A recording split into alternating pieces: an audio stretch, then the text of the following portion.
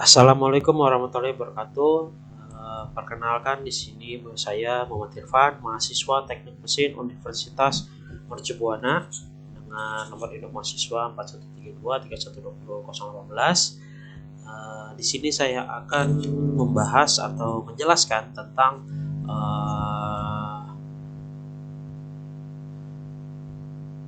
sambungan yang ada pada pemipaan.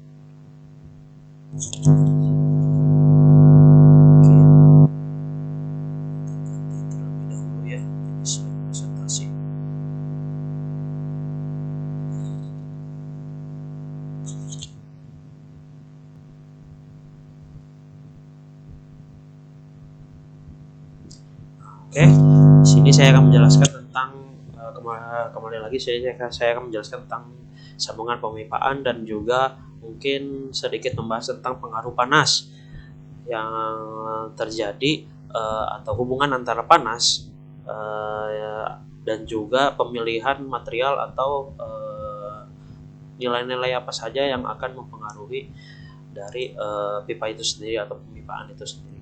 Oke. Ini tadi terkait dengan pembahasan saat ini. Pertama dari penghubung pipa. Pertama untuk penghubung pipa ini sebenarnya sudah dijelaskan sebelumnya oleh di modul 4 ya. Ada beberapa teknik penghubung pipa. Cuma kalau di sini saya akan lebih fokus ke teknik pengelasan dan juga teknik penyambungan dengan olier. Yang akan saya bahas di sini itu adalah keuntungan serta kekurangan dari baik itu dari penghubung pipa pengelasan dan juga penyambungan dengan olier. Lalu selanjutnya saya akan menjelaskan juga tentang pengaruh panas yang akan terjadi terhadap pipa itu sendiri. Itu. Oke, kita lanjut. Nah, di sini terkait dengan penghubung pipa untuk pengelasan. Nah, jadi kalau penghubung pipa untuk pengelasan itu memakai yaitu socket weld. Jadi nanti gambar akan saya kasih lihat setelah slide ini. Tapi mungkin sini saya akan menjelaskan tentang kelebihan, kekurangan dan juga aplikasi apa aja sih yang menggunakan socket weld ini. Pertama, kelebihannya kekuatan sambungan yaitu tinggi. Memang itu dia kalau jika kita menggunakan sambungan guna pengelasan sudah pasti jenis pengelasan ini dikhususkan untuk penghubungan sambungan yang kekuatannya tinggi. Lalu pengurangan kebocoran yang lebih baik daripada sambungan olier itu sudah pasti karena memang dirancang untuk sambungan las ini untuk biasanya untuk pipa-pipa bertekanan tinggi sehingga untuk mencegah terjadinya kebocoran itu salah satunya. Yang ketiga, sambungannya sudah pasti sambungannya lebih rapat. Ya ini sudah pasti karena memang jika memang itu kondisi sambungan atau kondisi lasannya itu dia rapat, sudah dipastikan memang dia itu kondisinya lebih rapat daripada ketimbang kita menggunakan sambungan olier yang memang ada toleransinya jika di sambungan olier itu sudah pasti. Lalu mungkin ini itu untuk kelebihannya. Selanjutnya untuk kekurangannya, pertama sudah pasti teknik pengelasan yang rumit itu memang sudah, kalau untuk teknik pengelasan pipa memang itu ada satu keahlian khusus yang memang dia itu ada sertifikasinya setahu saya. Lalu selanjutnya ukuran pipa yang terbatas. Nah ini terkait dengan ukuran pipa yang terbatas, memang dia kalau untuk yang kondisi pipa seperti ini untuk penyambungan dengan penggunaan las, dia itu karena memang masih ada satu sambungan lagi itu tipe sambungan yang menggunakan baut. Nah itu dia memang kalau untuk yang pipa seperti itu memang untuk pipa-pipa yang lebih besar ya bedanya. Oke, lalu selanjutnya resiko retakan. Nah ini yang sudah saya jelaskan sebelumnya. Pertama, ketika kondisi pengelasannya itu tidak baik atau kurang, itu biasanya ketika pipa itu mengalami biasanya itu perubahan atau terjadinya gaya, baik itu dari internal ataupun eksternal, itu resiko retakan dari lasannya itu lebih tinggi karena kan potensi terjadi deformasi.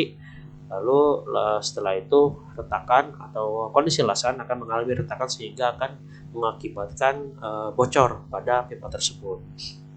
Nah, itu untuk kekurangan dan kelebihan. Selanjutnya di sini ada aplikasinya. Nah, untuk aplikasi di sini yang biasa digunakan untuk pipa yang sambungan soket valve ini, pertama dari sistem perpipaan untuk fluida bertekanan tinggi. Nah, ini seperti saya sudah jelaskan tadi, karena kan memang kelebihan dari soket valve ini atau sambungan menggunakan pengelasan itu dia sambungannya lebih rapat dan cocok untuk pipa-pipa bertekanan tinggi. Selanjutnya ini aplikasi untuk industri minyak dan gas. Nah, ini itu karena minyak dan gas ini sudah pasti ya, itu dia itu memang dikhususkan untuk fluida-fluidanya itu bertekanan tinggi, baik itu dari minyaknya ataupun dari gasnya. Lalu sistem perpipaan untuk cairan korosif atau gas dalam pabrik kimia. Nah, ini salah satunya juga karena memang selain bertekanan tinggi untuk cairan-cairan seperti ini yang mengandung bahan kimia, memang juga cocok ketika kita menggunakan penyambungan menggunakan pengelasan seperti itu. Oke, itu mungkin untuk socket weld. Nah, ini contohnya untuk beberapa socket weldnya. Nah, ini socket weld ini ada beberapa, mungkin lebih tepatnya bukan beberapa sih, lebih ke bagaimana pengaplikasiannya.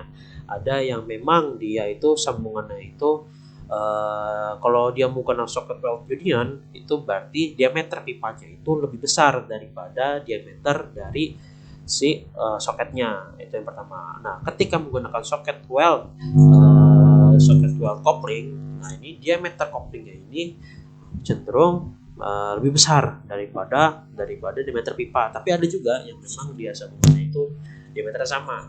Ada juga yang memang beberapa temuan saya di lapangan itu kondisi antara socket weld union dan juga socket weld coupling ini bergabung. Jadi ada sedikit bukan modifikasi sih, tapi memang itu salah satu produknya dari socket weld ini, sehingga dia itu memang dirancang untuk memang dia disambung langsung antara socket weld union dan socket weld coupling seperti itu. Nanti ada videonya lah, tapi di video selanjutnya itu untuk yang lihat.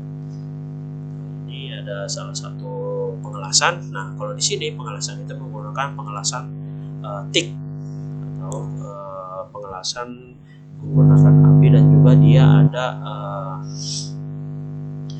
menggunakan elektrodanya ya, elektroda khusus pengelasan TIG lah seperti itu. Mungkin ini saya ada sedikit video bisa dilihat.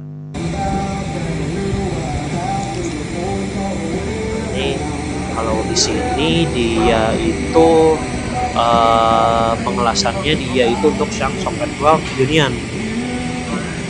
Jadi ketika si soketnya masuk, dia diameternya itu lebih besar daripada yang diameter pipanya seperti itu.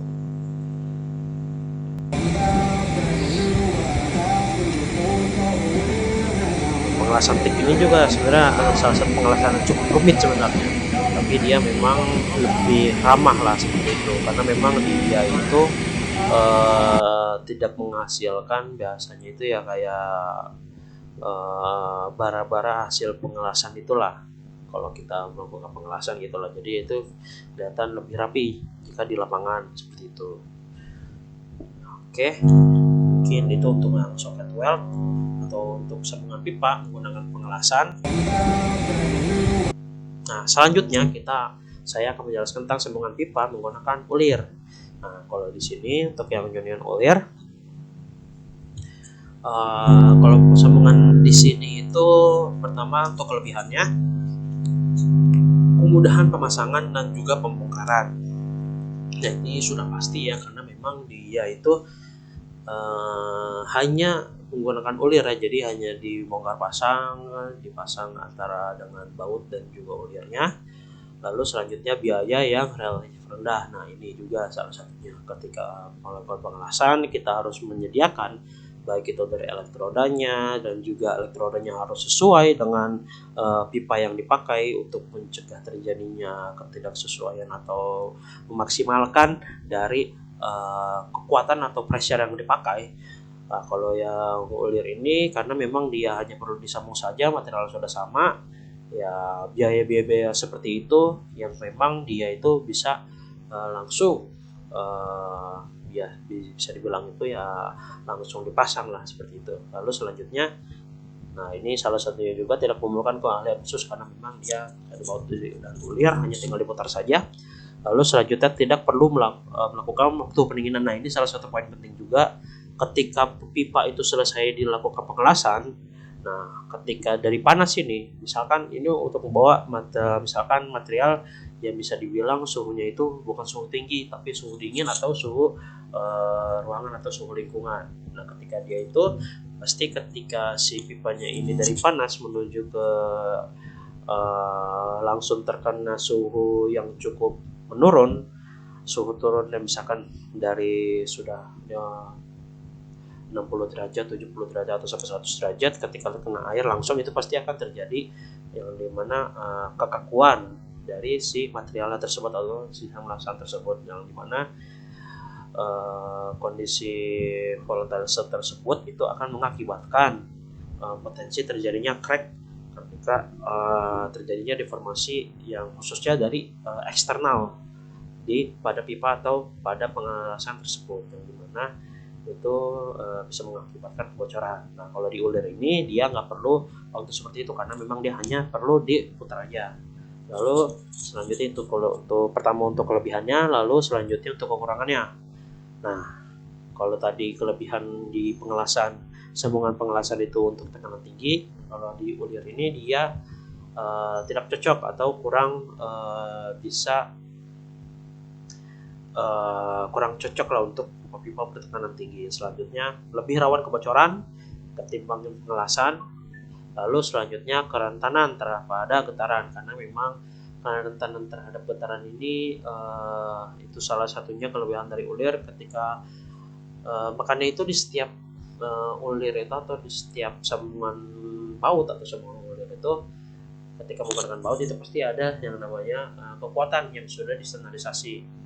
Itu ada beberapa khususnya untuk industri-industri yang memang cukup riskan atau seperti industri minyak dan gas ataupun seperti industri-industri kendaraan seperti pesawat, itu memang sudah ada standarisasi untuk kekuatan sambungan bautnya. Nah seperti juga pada ulir, kekuatan sambungan untuk melakukan kekencangan antara baut dan juga ulirnya itu ada standarisasinya.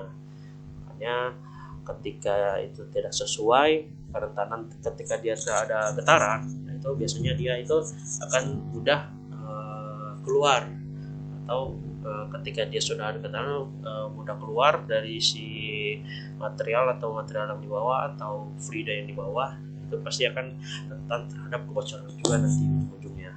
Lalu selanjutnya dari aplikasinya, nah ini kalau yang ulir ini perpipaan rumah tangga itu sudah pasti untuk yang PVC. Lalu selanjutnya perpipaan tekanan rendah untuk industri kecil. Lalu selanjutnya penggunaan pada bahan cairan atau gas yang sifatnya itu tidak korosif seperti itu. Oke, itu nah ini untuk beberapa jenisnya, ada yang union dan juga ada yang komplit union. Jadi, seperti saya menjelaskan tadi, kalau union ini memang dia itu ada di sama kalau ini kalau yang ini kalau union ini dia memang dia cenderungnya di sini ada sambungan untuk menggunakan kuncinya. Kalau di kupling union ini dia tidak ada. Oke, mungkin selanjutnya, nah ini seperti saya bilang tadi, campuran antara kopling union dan juga antara kopling dan juga union. Betul. Mungkin sini saya ada video. Pertama di sini menggunakan sealing, pipa masuk ke kopling union. Lalu selanjutnya di sini ada antara baut dari union dan juga dari kopling ulir, union ulir dan juga kopling ulir. Oke. Ini sini saya sedikit ulang ya. Oke, sip. Sudah langsung masuk, disambungin langsung pakai ulirnya. Oke. Ini oke, itu untuk yang masalah tentang atau penjelasan mengenai sambungan, baik itu pengelasan ataupun ulir. Nah, selanjutnya di sini saya akan membahas tentang pengaruh panas. Di sini ada beberapa material yang memang di sini itu ya bisa dibilang atau standarisasi atau material yang biasa dipakai untuk berbagai macam industri pemipaan seperti itu. Nah, kalau di sini mungkin coba saya akan membahas tentang pemuaian. Nah, kalau di sini coba kita lihat ada beberapa material ASTM A106 PCS, ada A234, A200 alloy steel, dan juga A240 steel plate. Nah, di sini kalau kita lihat bagaimanakah cara kita untuk membaca tabel yang ada di sini. Nah, kalau yang ada tabel di sini itu pemuaian dalam milimeter per meter. Antara dari suhu di sini, kalau kita lihat di bawah ini, yang di bawah ini 100 derajat dengan 800 derajat Celcius. Nah, kalau di sini misalkan kita ambil contoh, misalkan dari ASTM A200 alloy steel. Misalkan dia itu dengan pemakaian suhu dari pipa itu yaitu 400 derajat. Nah, di sini dia akan terjadi pemuaian 5,1 mm. Misalkan pipa itu ada misalnya sekitar 10 meter. Berarti kita tinggal dikali aja dari 5,1. Jadi kalau misalkan dia milimeter, berarti kalau misalkan dalam 10 meter tinggal kita kali 10 atau tinggal kita ya kali 10 seperti itu. Jadi pemuaian yang akan terjadi pada pipa 10 meter itu secara keseluruhan pemuaian totalnya itu adalah 51 mm seperti itu, atau sekitar 55,1 cm jika keseluruhannya. Itu akan terjadi pemuaian seperti itu. Adapun misalkan kita ambil contoh lagi untuk yang ASTM 240 steel plate dengan suhunya itu 800 derajat Celcius, akan terjadi pemuaian sebesar 14,5 mm per meter. Jika dia 10 meter berarti 14 atau 145 mm atau sekitar 14,5 cm dalam 10 meter itu. Oke. Nah, itu untuk yang hubungan antara kalau jika kita lihat di sini memang steel plate di sini memang dikhususkan untuk pemakaian untuk suhu-suhu tinggi seperti itu. Lalu selanjutnya di sini ada tabel elastisitas modulus. Nah, kalau pengaruh sebenarnya apa sih elastisitas modulus ini ya, itu kan lebih ke nilai kekakuan pada suatu material. Nah, kalau kita lihat di sini nilai sebenarnya hubungannya apa aja sih, maksudnya kenapa di sini ditampilin, kenapa setiap material itu harus kita ketahui elastisitas modulusnya, kenapa itu harus ada, dan kenapa itu bisa penting terhadap sebuah pemakaian pipa.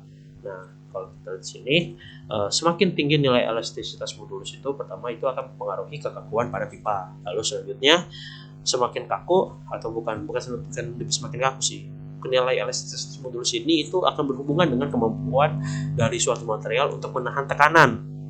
Nah, itu.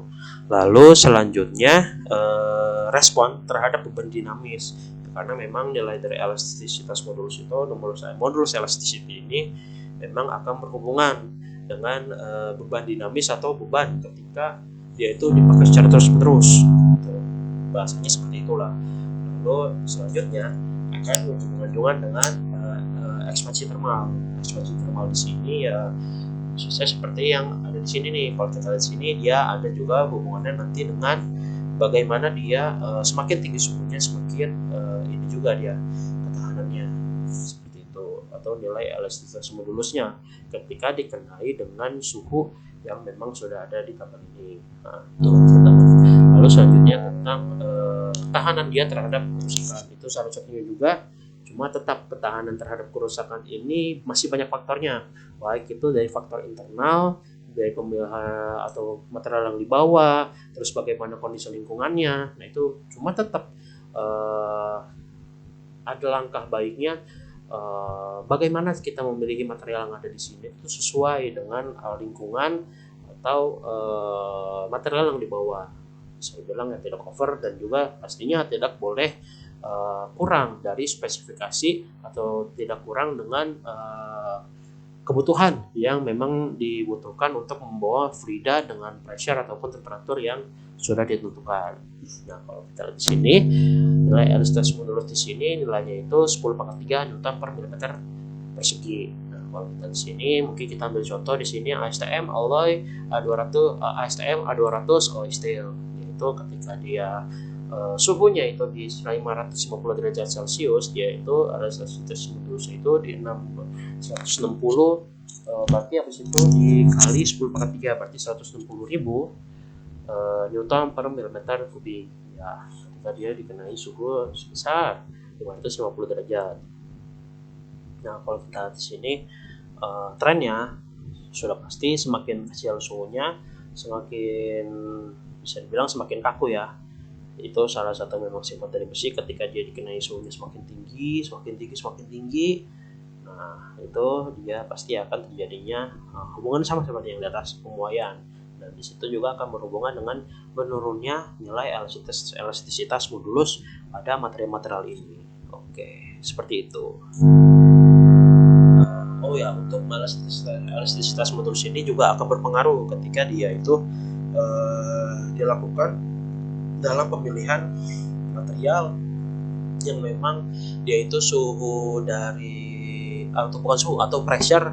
Pemilihan material ini akan berhubungan atau elastisitas modulus ini akan berhubungan dengan pemilihan pipa ketika ingin menggunakan pressure tinggi. Seperti itu pasti akan ada hubungannya, seperti saya sudah jelaskan tadi. Oke, mungkin itu saja dari saya, kurang lebihnya mohon maaf jika ada salah kata. Itu kesalahan dari saya. Wassalamualaikum warahmatullahi wabarakatuh.